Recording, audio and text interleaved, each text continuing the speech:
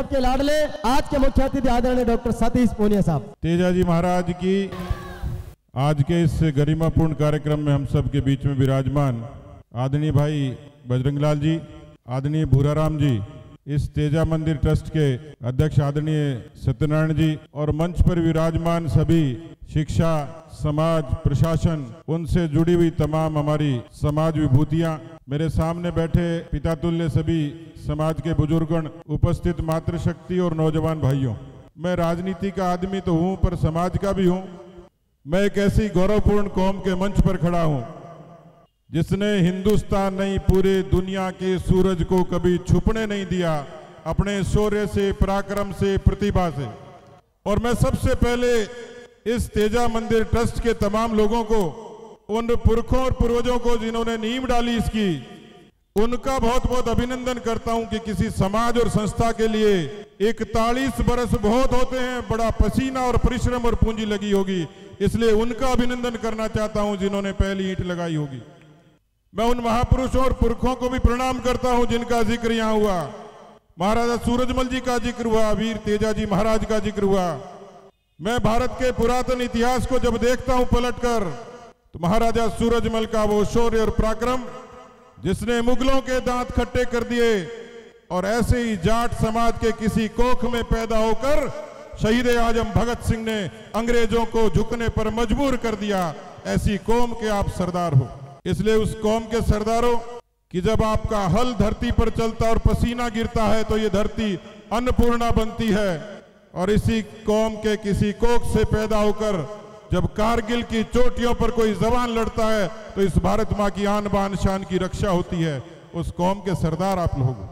और इसलिए मैं ऐसी कौम को प्रणाम करता हूं, स्वाभिमान रखता हूं कि जिसने इस भारत माता की रक्षा के लिए, इसके अन्न के भंडार भरने के लिए खूब मेहनत करी, खूब पुरुषार्थ किया।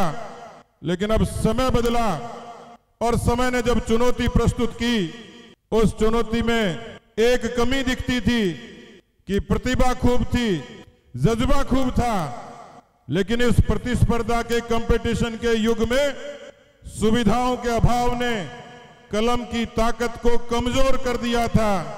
लेकिन उस कलम की ताकत को भाई श्रवण जी जैसे लोगों ने एक गरीब के घर में पैदा होकर साबित कर दिया कि हमारे यहां से भी, घर से भी कोई आईएएस और आईपीएस बन सकता है। मैं इस तेजा मंदिर ट्रस्ट के उन लोगों को अभिनंदन करना चाहता हूं कि बेटियां किसी भी देश और समाज की ताकत होती हैं। उनको सुविधा के लिए, संस्कार के लिए, शिक्षा के लिए इतना बड़ा मंदिर खड़ा कर दिया। मैं उन तमाम भामाशाहों के चरणों में प्रणाम करता हूं जिन्होंने अपने परिश्रम के पसीने की पूंजी को इन बेटियों को न्यौछावर कर दिया।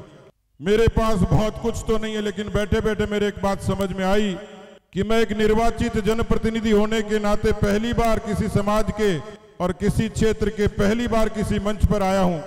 बहुत कुछ तो नहीं, लेकिन मेरी भावना वो शायद करोड़ों में होगी, लेकिन मेरे विधायक के वेतन का पहला वेतन की कलम इन बेटियों के लिए तेजा मंदिर ट्रस्ट के लिए चलेगी। मैं अध्यक्ष जी से पूछ रहा था कि यहां किसी सांसद का कोटा लगता होगा तो मैं मेरी पार्टी के किसी सांसद से 5 लाख रुपए इन बेटियों के इस हॉस्टल की सुविधा के लिए मैं अपनी कलम से कराऊंगा। मैं आज आप सब लोगों को एक बार फिर से साधुवाद देते हुए, अभिनंदन करते हुए, क्योंकि इतने दक्षिण छोर पर बसे इस हाड़ौती में यहां जो बच्चे आते हैं वो सपने लेकर आते हैं। कोई डॉक्टर और इंजीनियर बनने के सपने लेकर आता है, उसके माँ बाप के सपने बड़े होते हैं, परिश्रम होता है, उनकी तपस्या होती है। और इसलिए वो कोटा के इस इतने बड़े परिवेश में, इन लाखों बच्चों के बीच में, हिंदुस्तान के लाखों बच्चे उनके बीच में साबित करने के लिए आते हैं। मैं इन बेटियों के सुखद भविष्य की कामना करता हूं और मैं समझता हूं कि बेटी किसी भी परिवार की, समाज की और देश की ताकत होती है। बेटियां ये हमारा भविष्य भी है, ताकत भी है। और किसी भी समाज की सबसे बड़ी ताकत एक संस्कारित बेटी जो दो घरों को खड़ा करती और बड़ा करती है। इसलिए मुझे खुशी है कि इस श्री तेजा मंदिर ट्रस्ट ने एक बहुत नेक काम किया और मैं अनेकानेक प्रणाम इनके चरणों में करता हूं, इनकी भावनाओं को सलाम करता हूं और निश्चित रूप से ये भरोसा आपको देता हूं कि समाज के एक राजनीति के व्यक्ति के नाते आपने मुझे बहुत मालाएं पहनाई, साफा बंधाया, मैं इस साफे के लिए, जो आपने साफा मेरे सर पर रखा था, मैं उसके मान और सम्मान के लिए आपको ये वचन देता हूं कि ये साफा आपका सिर कभी झुकने नहीं देगा। ये वचन और संकल्प आपको देता हूं। और एक बार फिर से आप सब लोगों का अभिनंदन करते हुए, इन बेटियों के सुखद भविष्य की कामना करते हुए, मैं निश्चित रूप से आपको कह सकता हूं कि समाज और संस्था के लिए मुझसे जो कुछ बन पड़ेगा, मैं निश्चित रूप से आपके चरणों में समर्पित करूंगा। बहुत बहुत धन्यवाद। जय हिंद, जय भारत।